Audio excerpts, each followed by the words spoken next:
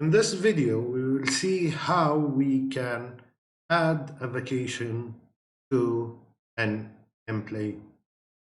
So the first way is by going again to the employee's profile.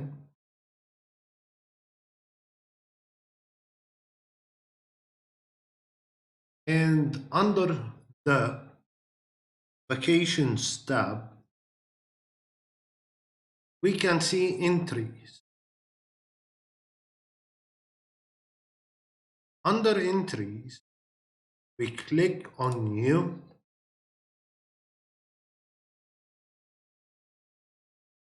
And then we select the type of the vacation. We can see the current balance. And we enter the start date and end date. We can modify the duration, and the system automatically will modify the end date. If we have a leave,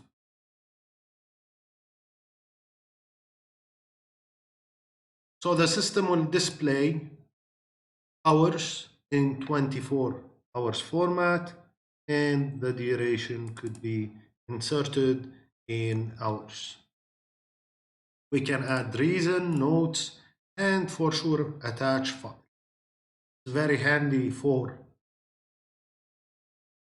sick vacations or leaves where medical reports could be attached to the file. We click Save, and we can see the vacation within the employee's profile.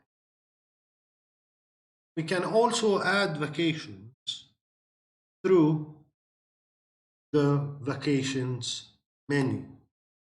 Over here, we see all the vacations. We click New, and we start typing in the number of the employee or part of their name, and we start selecting the type of the vacation.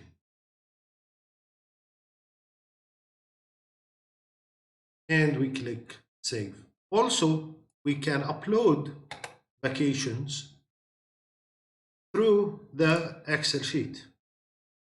From the settings, Excel upload, and we click on New, Vacations, and we download the template for that. The Vacations template